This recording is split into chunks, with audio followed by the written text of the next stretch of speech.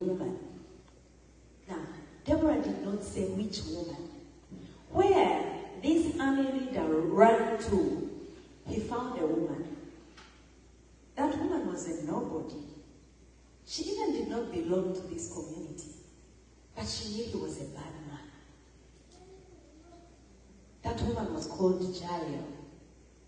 Jael saw this man run into her tent. And she said, God is great. Today I am going to end the misery of this community. The man who came to her tent was hiding. Jael said, come and hide here. She opened her tent for him. He said he was hungry. She gave him a glass of milk, which helped him sleep. And what Jael did was pick the peg of the tent and hit it through his skull with a hammer. Jael ended the problem of Israel at that time. What am I talking about? I'm talking about the different roles of women in rescuing their communities. There was a Jael who nobody knew about. And there was a Deborah who was the only judge that we have in the Bible. See yourselves here. Each one of you has a role that you play. That is so big that no one can stand in the gap that you stand in.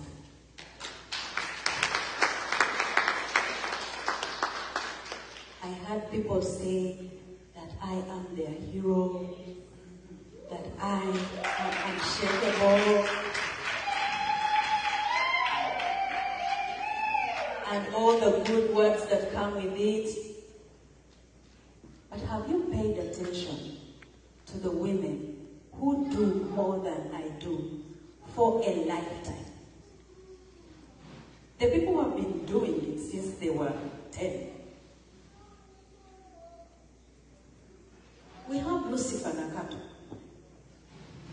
She has been doing it since she was a youth. Your mother. Myself, I felt like if I gave you my most precious prize, which is my husband, I would be covered.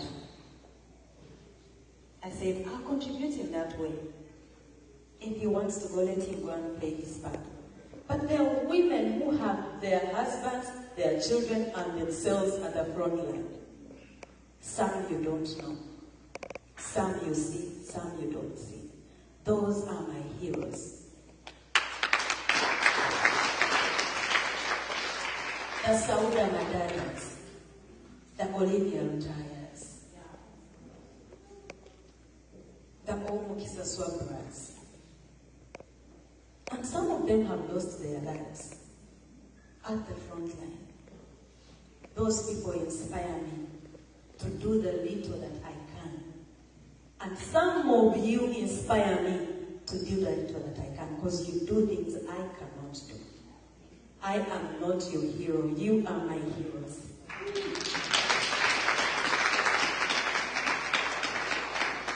I know some of you still doubt the job that you do and the contribution that you make. I'll still remind you of the women in the Bible. There is a woman called Esther. Her story is found in the book of Esther. Esther was a nobody. But she was a Jew in a community where Jews were hiding. They never wanted to be known. She was Mordecai's niece, not Mordecai's niece.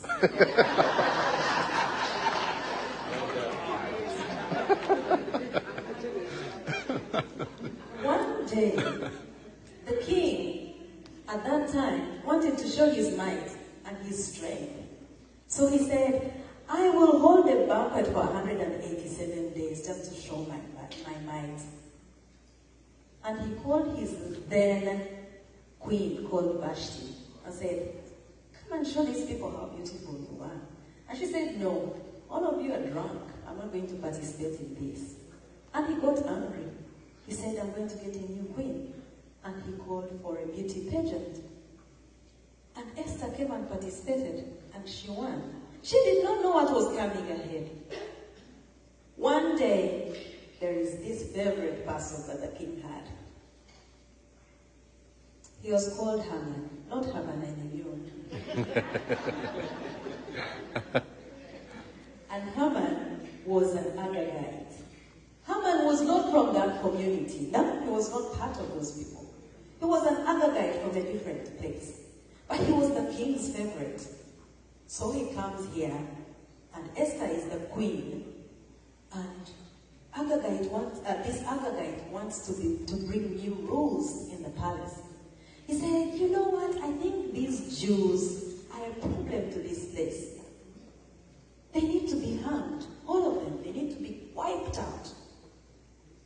And the king, being the drunk that he was, said, of course, if you think that's the right thing to do, let's have everybody hanged.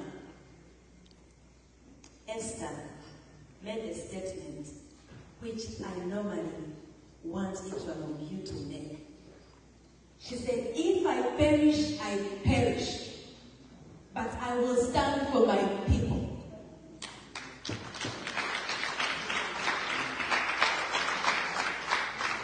This was a one-time nobody in a community. Is not from the majority class. Is someone that became a queen by pageant. Doesn't even have relatives in that place, apart from her only uncle, Mordecai. She touched the heart of the king, and all Jews were saved. And Haman was hanged. You play a big role. Where you sit, you play a big role. And I want you to know that you are very valuable at what you do and where you are placed. No one is placed there. It is you alone that is placed there, and you alone can execute that job. We need all of you, and you're all my heroes.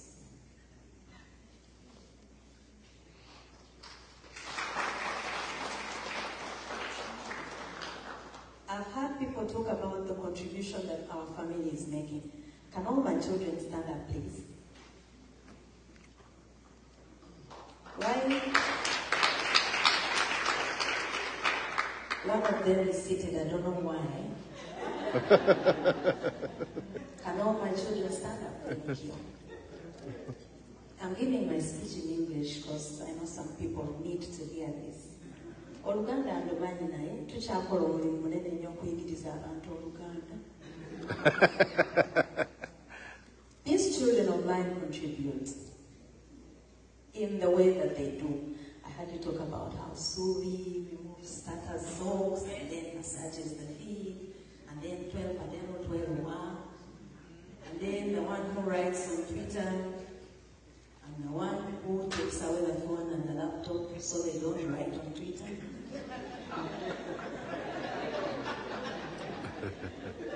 And then the one who is right now contributing by recording.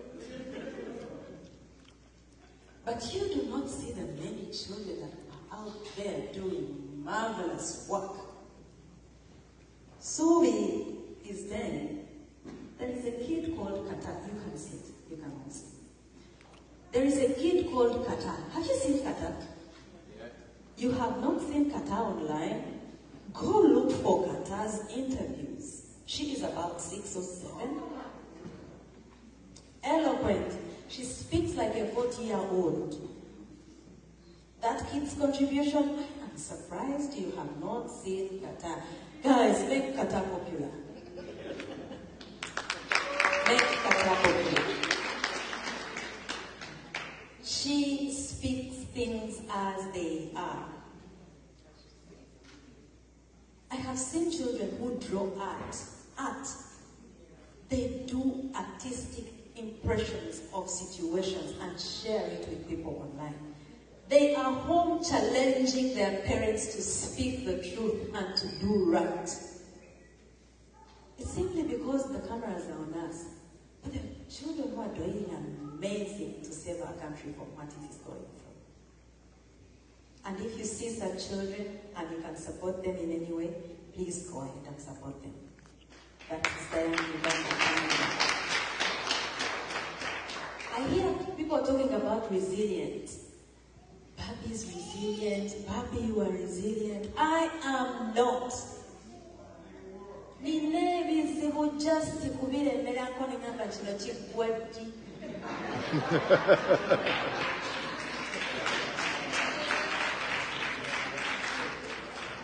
All women are resilient, but you know what is happening to us as Ugandan women?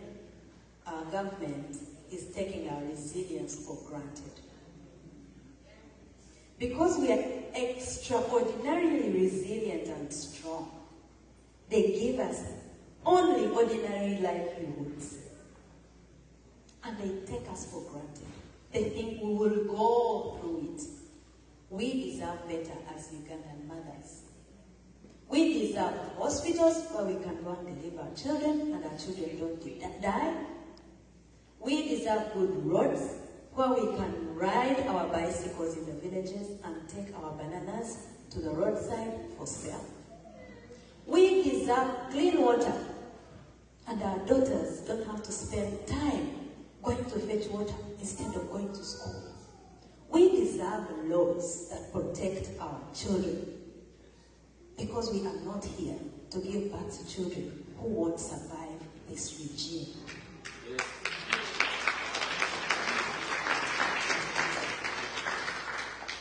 We are strong, yes. We are resilient, yes. But we deserve to be allowed to live with our husbands. And we deserve to be heard, because we are smart and we know what is good for our nation.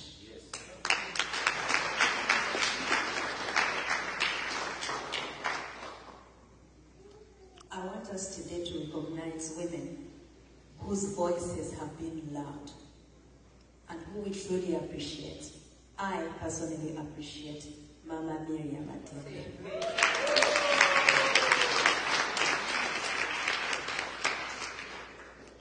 She was one of the people who drafted, one of the women who drafted the Constitution, the 1995 Constitution, and brought it to life. Recently, she said that she would rather be sent to her creator other than be muzzled and see the Constitution be overthrown. Mama Maria, you are appreciated. I adore you. You have been my role model since I was 14. Thank you for showing us the way. Thank you for showing us the truth. Thank you for speaking the truth even with a shaky voice. You have taught us the way. It is on your shoulders that we are standing. Thank you, Mama. I want to appreciate the work of Agatha Tuhaire.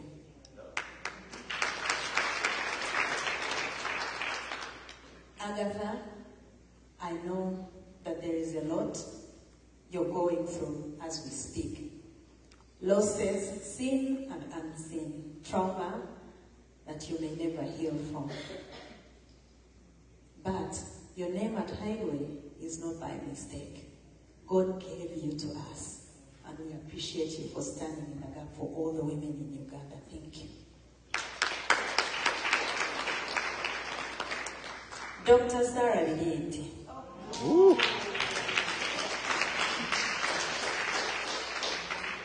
Thank you, Doctor, for making the complicated words easy for us to understand. Making the Constitution seem like something we can all learn and know how everything works. Thank you for not being intimidated. Indeed,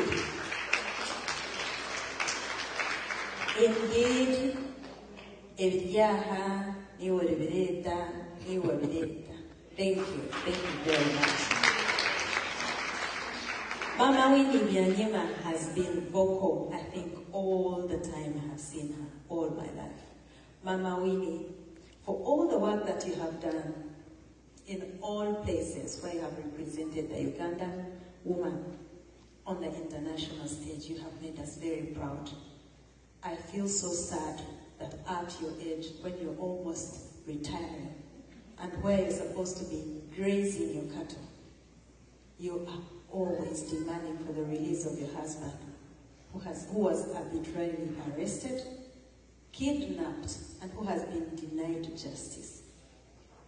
I feel feel your pain. I may not know what exactly you're going through, but I think that what you're going through is not an easy thing, but we pray for you and we see you. Thank you for not giving up.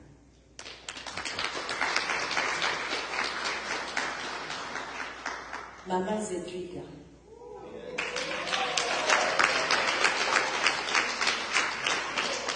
Mama Zedriga, Orichia. Oriyo. Mama Zedriga, the de facto. I love you so much.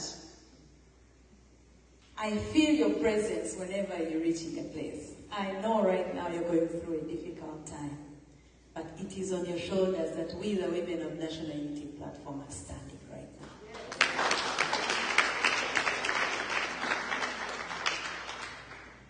We have political prisoners. Their names we have heard over and over and over again. And one of you here, one of you, my friend, pays school fees for the child of one of these political prisoners. Olivia Lutaya.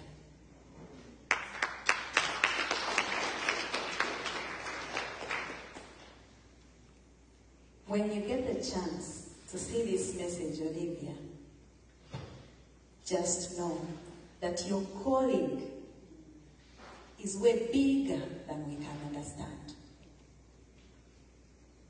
But we know that where you are standing is a place where no one else can stand. You are serving exactly the right way. Do not be intimidated. You have no crime. You did nothing wrong. It is political persecution. Everybody knows it. And we love you because you have not given up.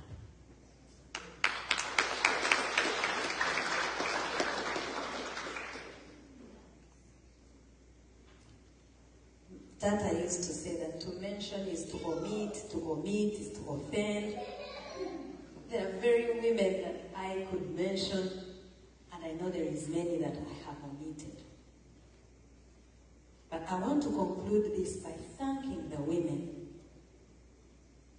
who are here with us, who have looked after my children for me in this period.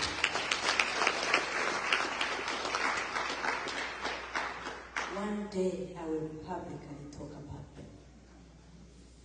They are the most amazing, most giving, very comforting women I have met in a very long time.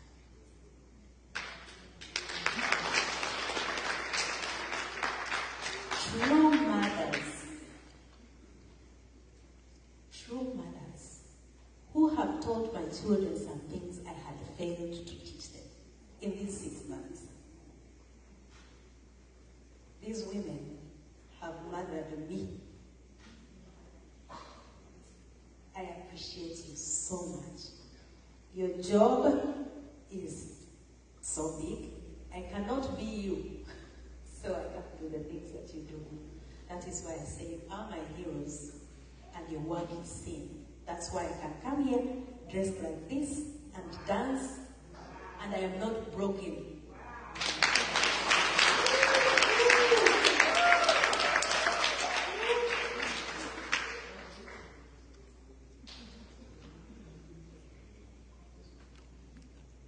We have a challenge back in Uganda. All of us know the problems at our home. I will not go over them again. By the time you sit in this congregation, you know exactly what is going on at home. To mention it, to go pointing at it, to me, right now, is repetition.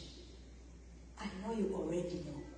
But what you do not know is the power that each one of you has to end the problem back home.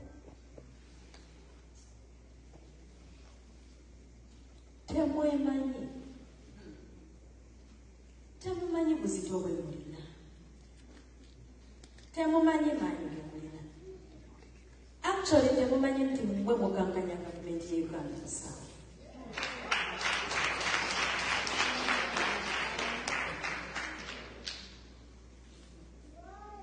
Bakazi mwe mukijjanyiza gavumenti.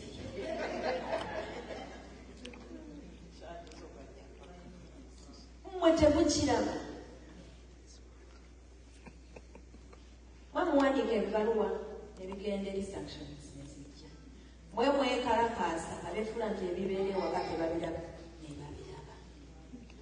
Mwe abakujjirira abaana abali ku ground singa si ku ground singa yambadda.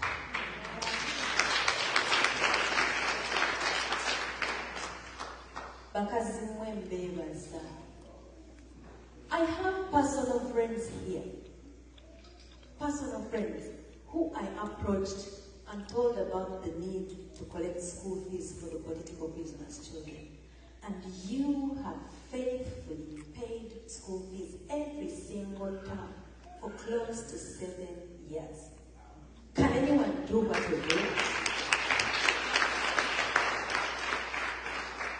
Didn't you see the ones who left prison the other day talk about how they found their families together in one piece? Did you not see the testimony?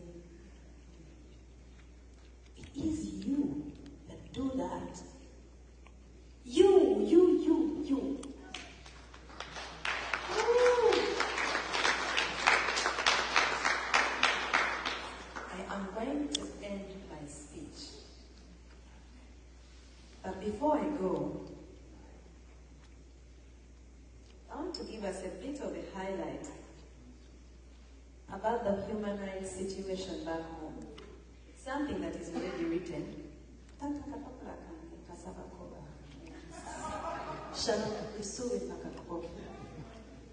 you, sir.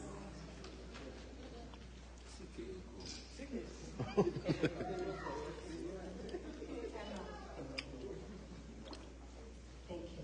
I know we all know human rights violations. We know the judiciary is under capture. We know the parliament is not standing on its own. We know very well all offices have been weaponized. We understand there is no administration that functions on its own. I know we all understand what's going on back home. But I wanted to highlight this. You know, all of us don't read that much. But I know some of you have come across this thing. So this is the reality of human rights in Uganda. And recently, there was a report that came out by Freedom House. Freedom House tells how freedoms are in different countries, and then they grade the countries and tell you what position you hold worldwide, whether your country is free or not.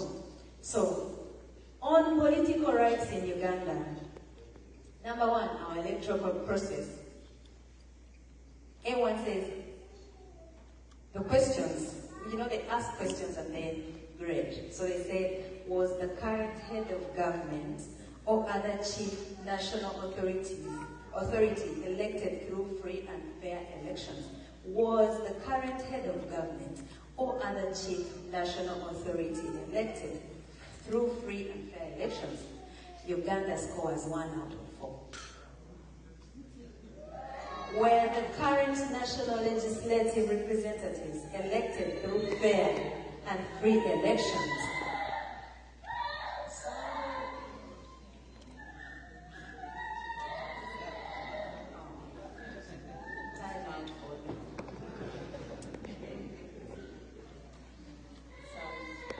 Were the current national legislative representatives elected through free and fair elections? We scored 1 out of 4. Are the electoral laws and framework fair, and are they implemented impartially by the relevant election management bodies? 1 out of 4. Do the people have the right to organize in different political parties or other competitive political groupings, or their choice? And is the system free of undue obstacles to the rise and fall of these competing parties or groupings? 1 out of 4. Is there a realistic opportunity for the opposition to increase its support or gain power through elections? 1 out of 4. Are the people's political choices free from domination by forces that are external to the political sphere or by political forces that employ extra political means? 1 out of 4. We are doing very badly as a country. But we can end it if each one of us stands in the gap where they are placed. Because each one of us is given a duty to play. And if you play your duty, I can assure you, we will deliver our nation.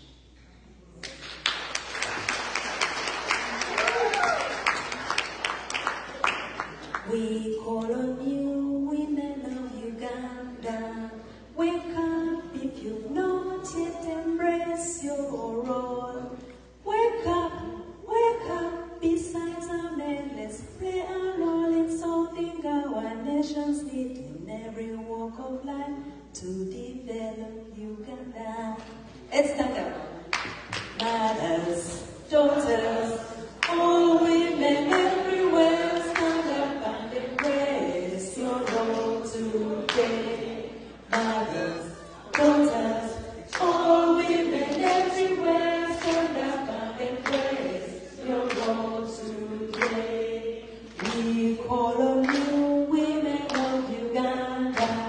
Wake up if you've not yet embraced your role. Wake up, besides our men, let's play our role in solving our nation's need in every walk of life to develop Uganda. Mothers, daughters, all women everywhere, stand up and embrace your role today. Mothers, daughters, all women everywhere, stand up and embrace your role today. Thank you. I will end with the school anthem. There is a verse that I like about the school's anthem. These things have all the information we need to know as Ugandan mothers. Uyanga wiya.